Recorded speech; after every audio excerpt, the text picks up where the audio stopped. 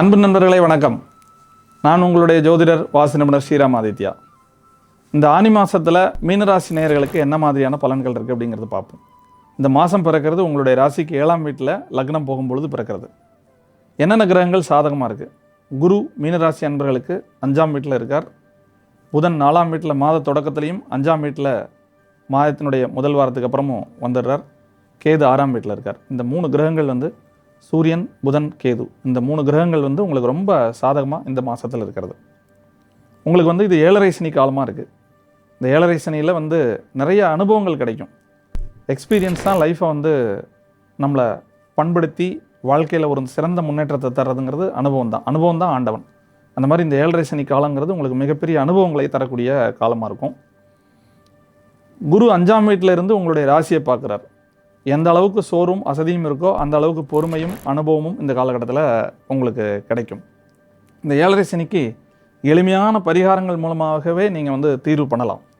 ஏன்னா வயதான பெற்றோர்கள் இருக்காங்க, அவங்கள பராமரிக்கிறது, தாத்தா பாட்டி இருக்காங்க, அவங்கள பராமரிக்கிறது, அதே மாதிரி கைவிடப்பட்ட குழந்தைகள் இருந்தாங்கன்னா அவங்களுக்கு உணவு, உடை உதவி செய்கிறது, இதன் வழியாக கூட 7.5 சனியை தாக்கத்திலிருந்து விடுபடலாம்.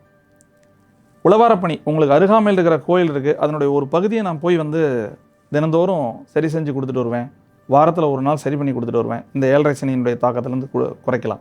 ஆக 7.5 சனியினுடைய தாக்கத்தை பற்றி கவலைப்படாதீங்க. இந்த மாதிரி எளிமையான பரிகாரங்கள் பண்ணுறது மூலமாகவே ரொம்ப சக்ஸஸை நீங்கள் பெறலாம். மாதத்தினுடைய ஆரம்பம் முதலே குரு 5ஆம் வீட்டிலேருந்து உங்களுடைய ராசியை பார்க்குறார். புதனும் அங்கே போய் ஒன்றா இணையிறார். ஸோ புதிய சிந்தனைகள் உருவாகும். உங்கள் தொழிலில், உத்தியோகத்தில் புதிய ஐடியாக்கள் கிடைக்கும். ஏன்னா புதிய சிந்தனை தான் இன்றைக்கி வாழ்க்கையை வெற்றி தருது. ஆக ஒரு ஃபார்முலாவிலேருந்து இன்னொரு ஃபார்முலாவுக்கு போய் அதை சக்ஸஸ் பண்ணக்கூடிய ஐடியாஸ் இந்த காலகட்டத்தில் உருவாகும். உங்கள் தொழிலில் நண்பர்களை சேர்த்துக்கலாமா அப்படிங்கிற எண்ணம் இருந்துன்னா சேர்த்துங்க. ஏன்னா 10, 7, 5 தொடர்பு இருக்குது. ரொம்ப இந்த காலகட்டத்தில் நண்பர்கள் கூட்டு தொழிலுக்கு வந்தாங்கன்னா சேர்த்துக்கிட்டு பண்ணுங்கள். ஸோ நண்பர்களுடைய ஐடியாவும் சேர்த்து உங்களோட சிந்தனையோடு அந்த தொழிலை முயற்சி பண்ணி பாருங்கள், சக்ஸஸ் கிடைக்கும். ஸோ பண வரவு நல்லாயிருக்கும். ஏன்னா மாதத்தினுடைய ஆரம்பத்தில் 2ஆம் வீட்டில் செவ்வாய், 3ஆம் வீட்டிலேருந்து 9ஆம் வீட்டையும் பார்க்குறாரு. ஆக பண வரவுகள் உங்களுக்கு திருப்தியாக இருக்கும், அதில் எந்த விதமான சந்தேகமும் இல்லை. 4ல் சூரியன் வராருங்க. இது தாயாருடைய உடல்நிலையில் கொஞ்சம் கவனமாக இருக்கணும். தாயாருக்கு ஏதாவது உடல்நல குறைவுகள் இருக்குன்னா அவங்களுக்கு முறையான மருத்துவ சிகிச்சை, மருந்து மாத்திரைலாம் கரெக்டாக எடுத்துக்கிறாங்களா வயசான காலத்தில் அப்படின்னு போய் பாருங்கள், செக் பண்ணி பாருங்கள்.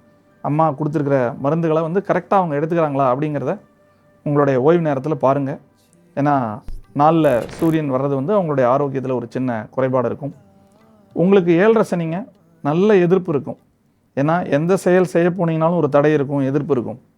6ஆம் இடத்துல கேது இருக்கார். இந்த எதிர்ப்பு அடங்கக்கூடிய காலம், இந்த எதிர்ப்புகள்லாம் குறையக்கூடிய காலம். ஏன்னா சூரியன் 4ஆம் வீட்டுக்கு கேந்திரம் மாரி இருக்கார். உங்கள் குரலுக்கு மதிப்பு மரியாதை கிடைக்கும். ஆக உங்களுடைய எதிர்ப்புகள் குறையும். சனி உங்களுடைய ராசி மேலே ட்ராவல் பண்ணுறதுனால இவ்வளோ நல்ல பலன்கள் இருந்தாலும் சில சமயம் சோர்வு இருக்கும். என்னடா இது அப்படின்னு ஒரு லைஃப் மேலே ஒரு சோர்வு இருக்கும் சில மீனராசி நேயர்களுக்கு. இவங்களுக்கு ஆயில் பாத் எடுத்துக்கோங்க நல்லா. அதே மாதிரி சனி உப்பு நீரில் குளிக்கிறது. ஏன்னா நல்ல ஒரு பக்கெட் நிறையா தண்ணியை பிடிச்சிட்டு அதில் ஒரு 200 கிராம் கல் உப்பு போடுங்க. ஏன்னா அதுக்கு நம்முடைய மனசோர்வு நீக்கக்கூடிய ஆற்றல் உப்பு தண்ணீருக்கு உண்டு.